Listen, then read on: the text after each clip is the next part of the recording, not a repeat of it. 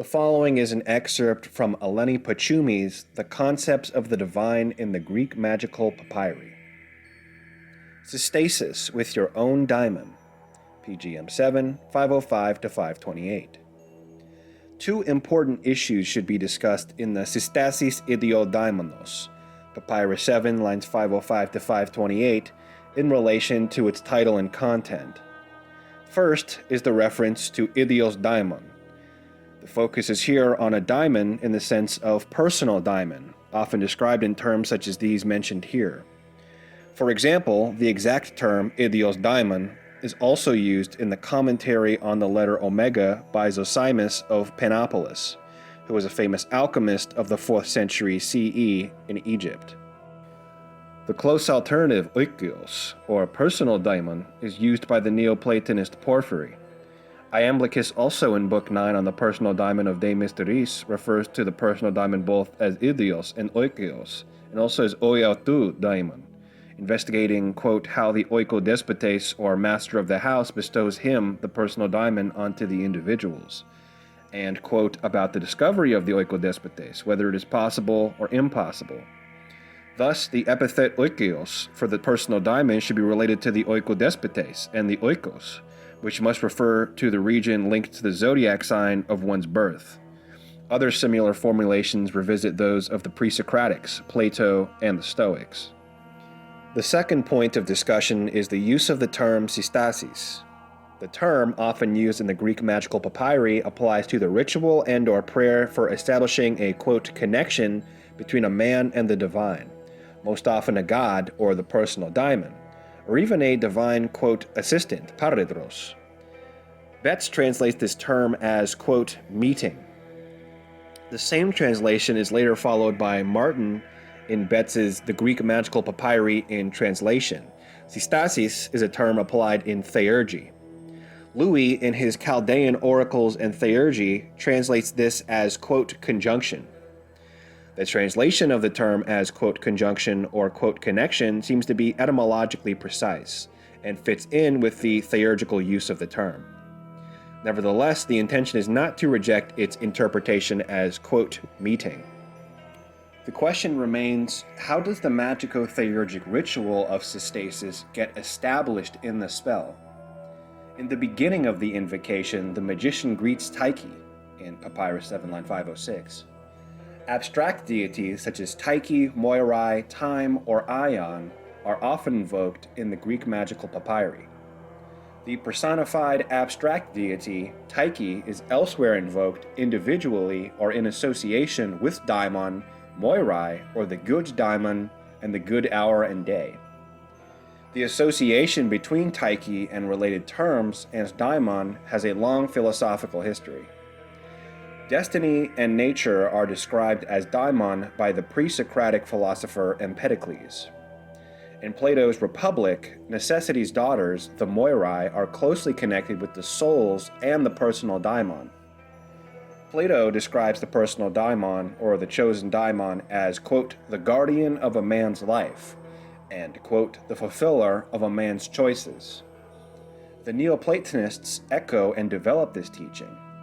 For Plotinus, the personal daimon is, quote, the fulfiller, apoveritas, of what one has chosen. Similarly, Iamblichus refers to, quote, the personal guardian daimon in each person as, quote, the fulfiller, apoveritas, of the lives of the soul. Proclus also connects the personal daimon with each man's destiny, presenting him as the one, quote, who guides our whole life and fulfills the choices before birth. The allotments of destiny and of the gods who guide destiny. In this way, Platonist philosophers seek to reconcile Tyche and destiny with a personal choice. In the spell concerned, the greeting of Tyche is followed by greetings of, quote, the daimon of this place, quote, the present hour, quote, the present day, and, quote, every day. Papyrus 7, lines 506 to 507. The specification of the place, day, and hour is crucial in the magical spells and rituals. The magician invokes the deity to be revealed in a specific day, hour, and place, and practices the ritual in certain, usually purified places. In the introductory letter of Thessalos of Tralles' astrological work, De Fortutibus Herborum, dated to the 1st or 2nd century CE, God said to King Nekepso that he failed to obtain a prophecy from the gods about what he wanted to learn because he did not know the correct, quote, times and places he should pick the plants. The reference in this spell to, quote, the daimon of this place is to the genius loci. Elsewhere in the PGM, for example in the untitled spell Papyrus 3, lines 1 through 164, the, quote, daimon of the place is invoked. It's Papyrus 3, line 34. In the erotic spell, Papyrus 4, lines 1390 to 1495, also the dead unlucky heroes and heroines are called that. Quote, these of this place, of this day, and of this hour. Papyrus 4, lines 1420 to 1423. In another spell, there is even a reference to, quote, on the land of the whole cosmic place. Papyrus 7, lines 837 to 838. The hour or hours are personified and deified in the spells of the Greek magical papyri. Invocations to the gods of hours or weeks are found in the spell Papyrus 13, lines 1 to 343, quote, a sacred book named Monad, or the 8th book of Moses about the holy name, which is the first of the 3 different versions of the, quote, 8th book of Moses included in Papyrus 13, lines 1 to 734. The magician in this case, according to the ritual of, quote, the universal connection, is instructed, quote, get connected earlier, quote, with the gods who beget the hours, and, quote, you will be initiated to them. The magician should also prepare 3 animal-faced figures from fine flour and scents, and eat these whilst chanting, quote, the spell of the gods who beget the hours, and invoking their compulsive spell in the names of, quote, the gods set over the week. As a result, quote, you, the magician, will have been initiated to them. Therefore, the Systasis is presented in this case as a mystic ritual and the magician an initiate to the gods who beget the hours.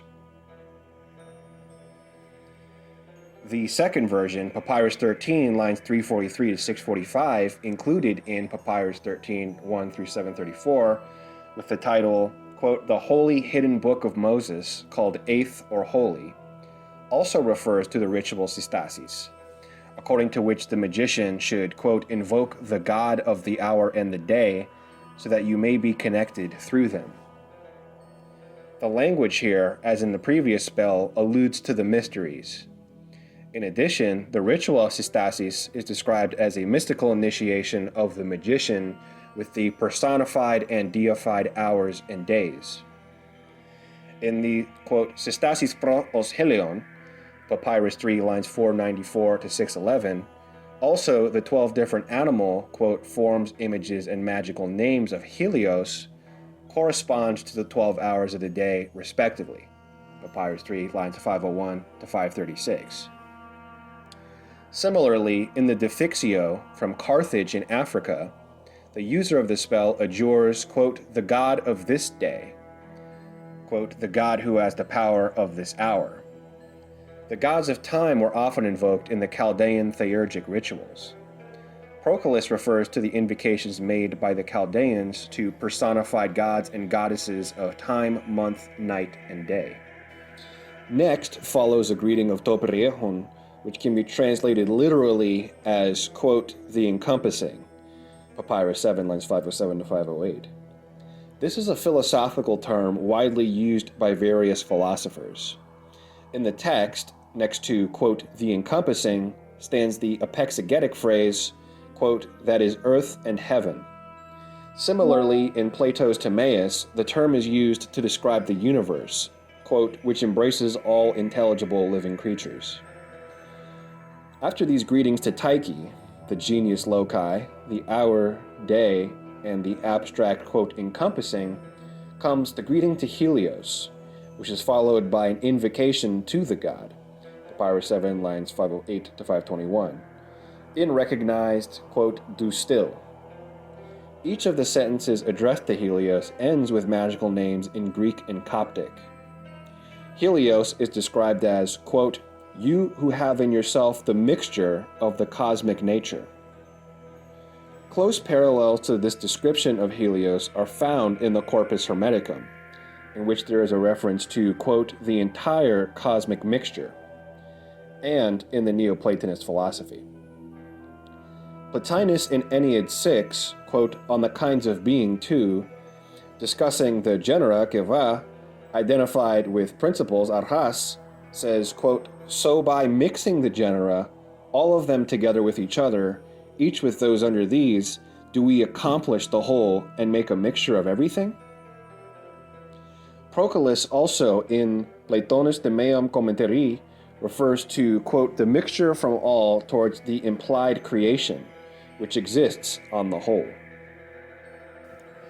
Helios' character is described as follows, quote, "You are the young one, of noble birth, descendant of the holy temple, kinsman to the sacred lake called Abyss, which is located next to the two pedestals, Sciathi Gamanto, and the earth's four basements were shaken." Bergman argues that the words Sciathi and Manto stand for the Egyptian solar barks, Mesectet, the night bark, and Menejet, the day bark. The stem of the three epithets, Eugonas, Engonos, Syngonos, denotes birth, since all come from the verb geno. According to Bergman, the equivalent verb in Egyptian is spur, and the name of the Egyptian morning sun god of birth and existence is Khepri. Another evidence for the reference to Khepri is the address at the end of the spell, quote, "Lord of all, holy scarab," since the god Khepri was depicted as a scarab. Khepri is similarly addressed as, quote, "the All-Lord," in a section of the Egyptian papyrus entitled, quote, "The beginning of the book of overthrowing Apophis, the enemy of Re, and the enemy of King Wennofer." The description as, quote, "the young one," also fits the characteristics of Khepri as the morning sun god. Thus, in Helios' various descriptions in this case, the Egyptian influences prevail. Before revisiting the initial question of how the ritual of Systasis is established, it is worth observing. The divine entities that the magician greets in the spell are all external, as were seen in the greetings of the genius loci, the personified deities of hour and day, the abstract, quote, "encompassing," and Helios. The question is, how is the personal daimon conceived in relation to individuals in Greek philosophy? Do the philosophical treatises describe it as an external or internal deity? In Timaeus, Plato relates the personal daimon to the soul and emphasizes its divine origins. Quote, "God has given to each of us, as his daimon, this kind of soul, which, we say, lives in the top part of our body." Posidonius refers to, quote, "each person's daimon as his guardian and protector," and concludes, quote, "the god is inside and is your own daimon." Later, the Stoics made similar statements. Of the Neoplatonists, Plotinus in his treatise, quote, "On our allotted daimon," mentions that the soul chooses each person's daimon and life in the other world. This personal daimon, as Plotinus describes him, quote, "is not entirely outside, but in the sense that he is not bound to us, and is not active in us, but is ours, to speak about the soul." Plotinus does not only emphasize the divine origins of the personal daimon, but also identifies him with God. Iamblichus in De Mysteris refers to the soul's choice of each man's life and to her own choice of the personal daimon as her, quote, "leader, hegemona, and as examined, quote, "the fulfiller of the lives of the soul." This personal daimon is allotted to people, quote, "not from one part of the heavenly realm, nor from any element of the visible ones, but from the whole cosmos and from every kind of life within it and every material substance, through which the soul descends into generation." Similarly, Proclus, in his commentary on the first Alcibiades of Plato, mentions, quote, our allotted daimons, and discusses Socrates' personal daimonion, identifying him with God. Thus, in Platonism, Stoicism, and Neoplatonism, the personal daimon is associated with the soul as an internal entity with divine origins, and thus described as the God inside the individual. The question arises, why now does the magician need all these external divine entities when the purpose of the spell, as indicated in the title, is the Systasis with an internal entity, his personal daimon? Although the magician does not make any explicit demands on the genius loci, the deities of hour and day, the abstract, quote, encompassing, and Helios, there is an implicit but powerful logic in all this. That is, if the magician is to achieve proper connection with, quote, his own daimon, a connection must be made with the external, quote, daimon of this place. The antithesis between a particular external topographical dominance of the genius loci and the indefinite internal space of the personal daimon ritualistically emphasizes the notion of space. This notion of space is strengthened by the notion of present time in the greetings of the deities of present hour and day. However, the process goes further. To achieve proper connection with, quote, his own daimon, the magician must situate himself properly within the, quote, encompassing, and must successfully invoke Helios, the great cosmic god. In this cosmic portrayal of Helios, Egyptian influences predominate. Iamblichus refers to the, quote, coming together or connection, synodos, of many entities, quote, into the one living entity of the universe, and then to, quote, friendship and love and strife as the activities of the universe and the passions of the individuals. This notion of love and strife is also found in Plotinus' idealizing definition of magic, quote, and the true magic is the love and the strife again in the all. And it is derived from the cosmic principles espoused by the pre-Socratic philosopher Empedocles. Thus, the personal daimon, a concept with which philosophers from the pre-Socratics to Neoplatonists had engaged, is approached through the magico-theurgic ritual of Systasis. According to that, a connection with the personal daimon is accomplished through a series of transitional ritualized processes. These range from the external astrological entities of place, hour, and day, the abstract cosmic concept of the, quote, encompassing and the great cosmic god Helios, to the internalized concept of the personal daimon. Hence, by controlling all these external astrological entities, the magician situates himself in the right astrological condition of getting hold of his personal daimon identified with his internal nature and synkresis. Therefore, the magico-theurgical ritual of Systasis is based on the notion of the symbolic connection of two entities, the individual and the personal daimon, which is established gradually through a series of transitional astrologically correct connections or meetings, e.g. the individual, and A, the genius loci, B, the deities of hour and day, C, the abstract encompassing, and D, Helios. At the end of the spell, Papyrus 7, lines 521 to 528, follows the ritual of two, quote, male eggs to establish the connection between the individual and the personal daimon. According to that ritual, the magician is instructed to purify himself with one of these two eggs, licking off the same name written on it, and swallow the contents of the other egg. Since in this spell, the magician's connection with his own daimon is set in a cosmic context, it may be relevant that in the Orphic cosmogonies that interested the Neoplatonists and in the Egyptian cosmogony, the egg has cosmic associations.